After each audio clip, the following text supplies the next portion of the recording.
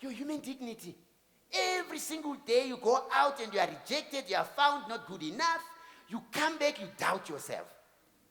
Right? It eats into your personal dignity, which leads into shame. Somebody spoke of shame. I'm ashamed. I find myself unemployed. And you blame yourself. And you know the danger of shame. You forget about all the good things about yourself. You narrow your mind on I am unemployed. You blame yourself. You forget good metric, loving parents, loving relationship. You are just a failure. And so every single day you are weighed down by shame. And it clouds your vision and your decision making. Number 3, society is very interesting. You know you're going every day to factories trying to find work. Relatives, family, society. They just want the end product. Having a job. The effort in between, they don't see it. And so you try, and you try, and you try. And people don't even know how much you're trying. Because the evidence is, do you have a job now or not? And for me, those are the things that weighed me down. And so, I couldn't find work, fasted 6 weeks of my life. I arrived in Joburg, 22 November 92, 3 January Sunday. Hey, I think the only way to say it is, in my mind, I'm saying, your eyes are too my flat in. The temperature is high. He is unwanted. No one they say, why is he here? He can't even find work. We can't feed him. I just decided, I say, Auntie, I'm moving on. I don't know if I was kind of joking, whatever. But I couldn't take it back. Sometimes you say it, you can't take it back. My aunt says, oh, okay. You can come and bath here. You can come and wash your clothes here. Meaning, you can go. I go from 52 stand-up mansions. The lift is not working. I'm crying all the way to 60. I get in front of stand-up mansion, and I just started crying. We spoke about emotions earlier, and this is ugly cry. I'm broke. I'm unemployed. I've just become homeless in Joburg. Regret. I left my job in Bloemfontein for this. In the midst of that, I just had a funny idea. He says, but you know where to go. And I knew. No one chases you at a train station. So I went to Park Station. This time, ladies and gentlemen, not 6 weeks. Bloemfontein was a dry run. 28 weeks, 7 months, me calling Park Station home. Downtown Joburg, I can tell you, Joburg Park, there's a big chessboard on the ground. I used to play there. You go 2 streets up, Smith Street, there's the Greek Orthodox Church. Corner Smith and Vormarans, there's the Christian Science Church. Methodist Church on Small Street. Universal Church of the Kingdom of God on Bree Street. I know those places.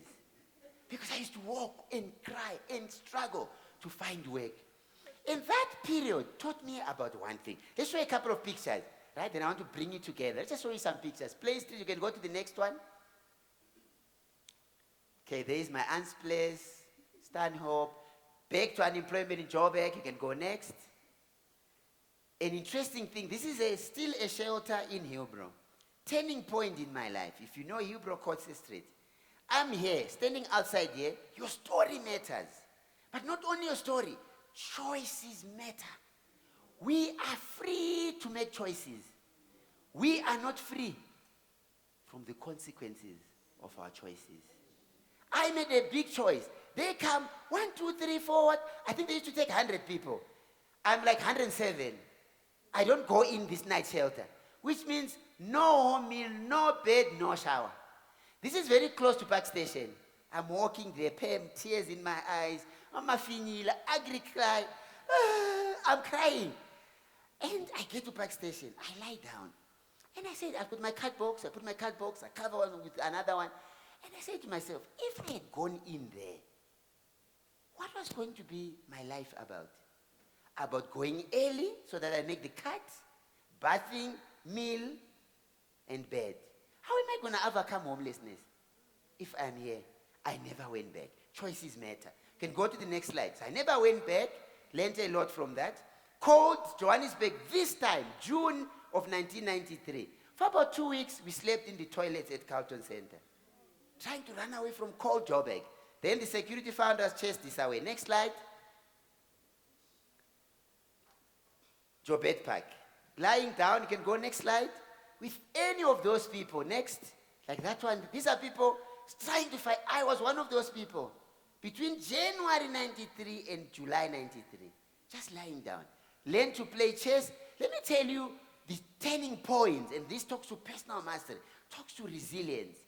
So I'm there, first few months, I'm eager. I'm trying to overcome homelessness. I'm optimistic. January, February, I never went back to my aunt. I'm not bathing. I'm wearing the same clothes. You only use public toilets. It's a hard life. By April, I realized no one is going to hire me. I'm in a bad shape. And so I learned to play chess there. And magic happened. When I played chess, good game, I would say to myself, yeah, that was a good game. Right? If you can play chess this way, you can't be destined to be on the streets. Remember, you were good at school, because I always used to get maths prizes. You were good at maths. You can't be destined. So positive self-talk builds resilience. Another one, I would sit on a bench and I say, I will get home one day and tell my mom and my granny, my maternal granny, her mom, how it was tough in Joburg, but I overcame. Believing in a possible future. Hope that Madiba spoke about. Those were some of the things that helped me when things were really tough. You can go to the next one. If you wonder, this is not me, this is Tsepo Julia, so two things, just to qualify. Your story is always with you. One day I'm running close to the Gibbs campus in Melville. I passed this young man. And I carry on running, maybe about 50 meters. And someone hits me. Your story is the lens with which you see the world. I'm saying, this is me. How can I pass this guy? I run back. I say, hello, tell me about yourself. I mean, full of energy. I used to be homeless like you. I know Lakeside Gibbs.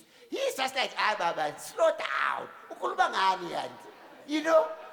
I go to ask him his name. Tsepo Julius Mofokeng used to rent a place just not far from here, Alexandra. He gets retrained. He was a security guard. Boom, like any other South African. No emergency savings. Became homeless. Originally from Newcastle. 3 years when I met him. He had been homeless for 3 years. And I looked like him. 7 months, no bathing. 7 months, not brushing my teeth. 7 months of use of public toilets. Let me tell you what that does to you. There's danger on the streets and all these challenges. The biggest challenge, it's not food, it's not hunger, it's not danger. It's fighting a society that wants you to be invisible. Homeless people, we don't see them. Sawubona, I see you. We don't see them. We've got stereotypes on them. Uneducated, smoke glue, take drive, criminals. They chose life on the streets. Uneducated. And so your biggest challenge when you're unemployed, your biggest challenge when you are homeless, is fighting a society that wants you to be invisible. Think of any nation that has hosted the World Cup, FIFA World Cup. What have they done? They passed the homeless. They put them out of the sights of tourists. They want them to be invisible. So your biggest challenge, when you're going through struggles, you may be invisible. We can go to the next slide. So I was fighting being invisible. Then I rose. I overcame. I beat the odds. I escaped homelessness. How? I met Evelyn, who used to sell fruit and veggies, and she says to me, when I see how you come and get food. So I used to go and stand either in Hillbrow, those old like me, you'd know, High Point, Fontana Roastery, 24 hours. Easy to get food, leftovers. And so I used to do that in and around Joburg to get food to eat. Evelyn sees me one day, corner plain and small. She says to me, you always getting food like you tell me about your story. I tell you how I got homeless. She says, I'm going to help you. The first person to see me. I'm visible. I'm a human being. I'm on someone's child. Whether unemployed, whether broke, whether homeless. Something profound happened. That's got me on the streets. You may not know it. I have yet to find someone who says, when I grow up, I want to be poor. When I grow up, I want to be unemployed. When I grow up, I want to be homeless. There is no such person. Something profound happened in our stories. and we find ourselves. So we must ask ourselves, what is our role in making others visible? And that's the amazing work we are talking about this evening. The disabled, the unemployed, as we heard from the panel. So Evelyn introduces me to selling fruit and veggies. She used to thank me when I used to pack her things and push her trolley to a flat. When I go to 50 rands, there's my first talk, July 93. Hey, before it, we all start somewhere. You know, I look at that picture. Hey, I look at Pam. Dr. Max. There is Dr. Max, where he started. Right? We all start somewhere. Can go to the next slide, last slide. And Dr. Max.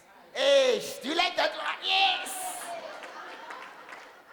Dr. Max started selling mixed fruit and mixed vegetables. The business grew. This is October, the other picture. I'm now employing, talk PEM, entrepreneurship. I'm employing other people in and around Joburg. 3 people plus my stand. I'm a small business.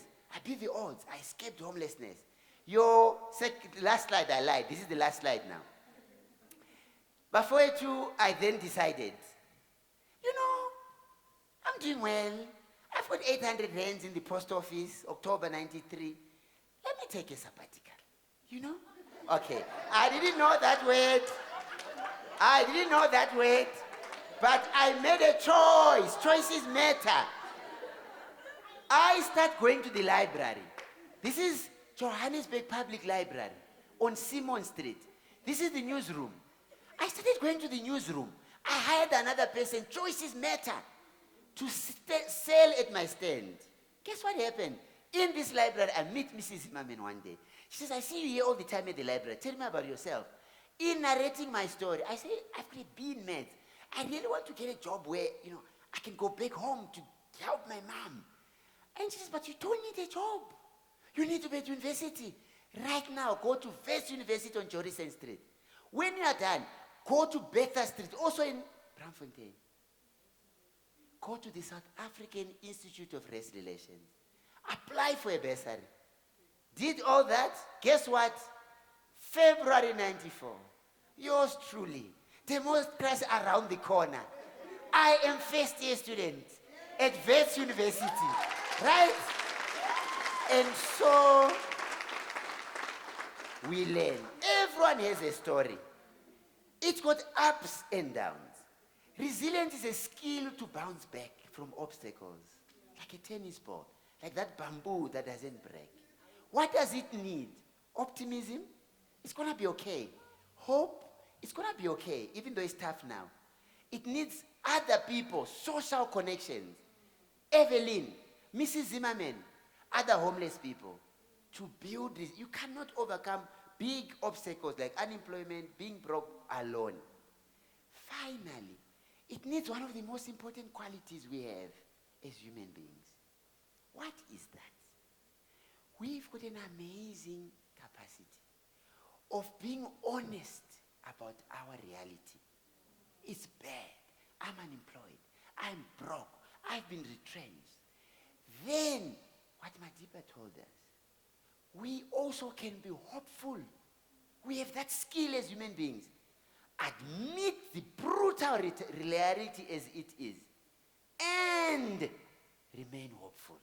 It's going to be okay. That's resilience. That is personal mastery.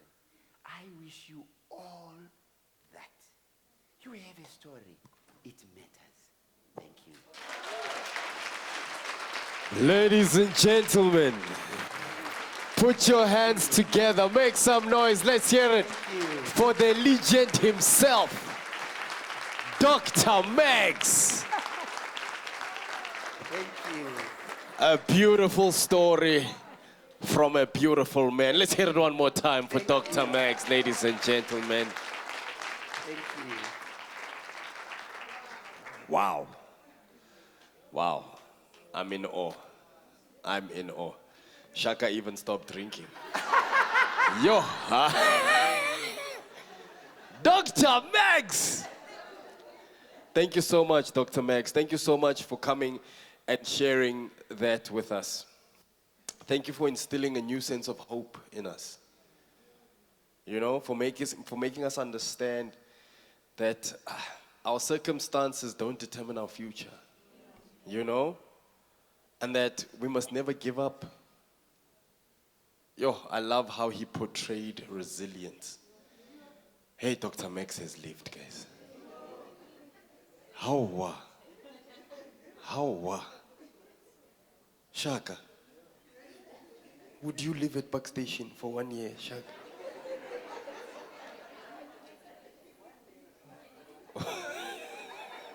Back to Natal. Back to Natal. So, ladies and gents, I think for now, because we've had such a heavy first half, you know, we had an amazing panel discussion, and I think Dr. Max just took us home with that beautiful, beautiful talk he just gave us. I think it's only fitting that we take a bit of a comfort break, stretch our legs, go to the bathroom. We've got some snacks outside. We also have a book that's outside. That's by a phenomenal author who you're going to get a chance to meet. He is here, is available for signing if you'd like to get ahead of the line. Because there's going to be a queue. There's going to be a Home Affairs line after his talk, I'm telling you. So ladies and gents, outside, some snacks, some refreshments. We do have a cash bar. If you need a top up, my brother. And then before we depart for our break, I think let's give it up to the panel. Let's hear it to the panel.